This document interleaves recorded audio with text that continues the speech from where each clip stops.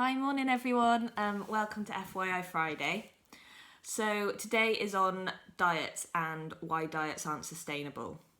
I was having a little think this week and I was thinking, if you bought a pair of jeans and they were the wrong fit, the wrong shape, the wrong colour and didn't look how they looked on the model, would you take them back? Probably. You would think that the jeans had failed you, right? They hadn't met your needs.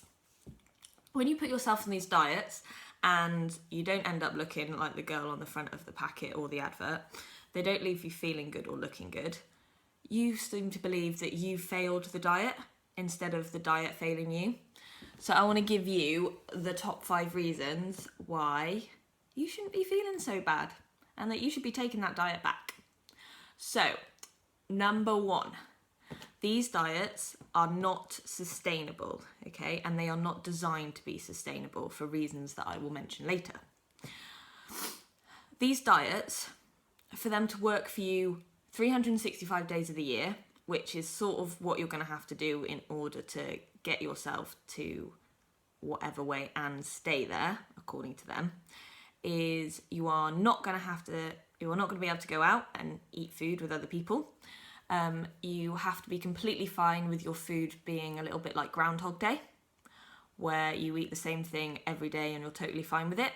And you're also going to have to not have any taste buds because a lot of these meals taste either alright or completely revolting, from personal experience also. My next point is that your hunger hormones are also going to be playing up.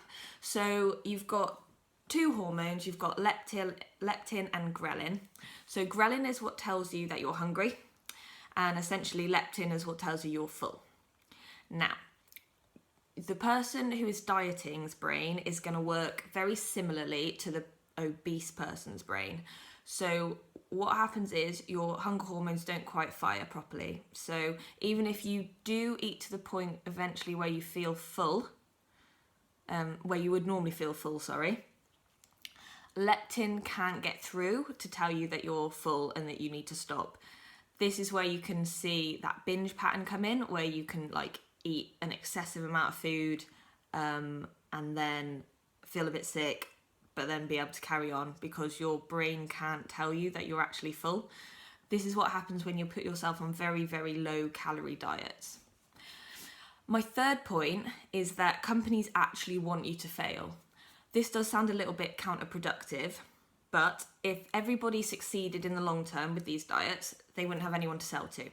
So what they need you to do is succeed acutely, so in the short term, so that you can be fantastic marketing for them and you can tell all your friends.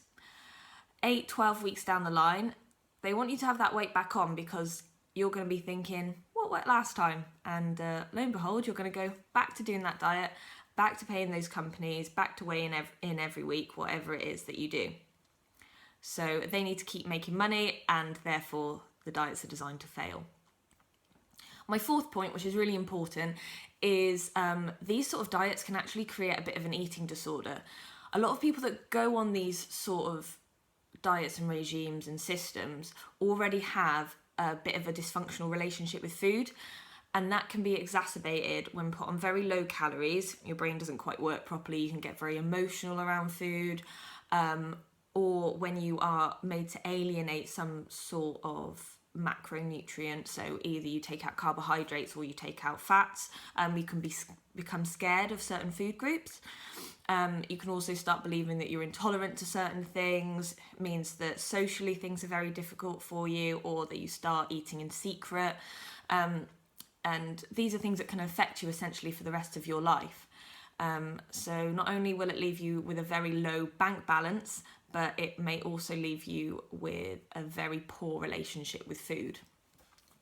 My last point is that if you diet for a very, very long period of time, so if you're dieting chronically or you go through years of these cycles of dieting and then eating normally and then dieting again, your body will eventually push back against you. So it's got a certain amount of calories that it needs for just body function. If you go below that and you go below that for a long period of time, your body will eventually push against you.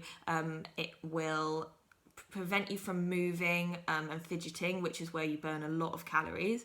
So your calorie expenditure is going to be a lot less, and it will also take down some of the less vital body functions. So your thyroid won't be working as well.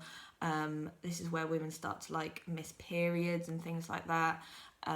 Your thyroid, your metabolism, all of those things are not going to be working quite as well. Alright guys, so that was FYI Friday for today. Hopefully you feel a little bit better about failing the diets, because really they're failing you. If you've got anything you want me to talk about specifically, please send me a message or drop me a little comment in the box below, and I can talk about that. Alright, have an awesome weekend. Speak to you soon.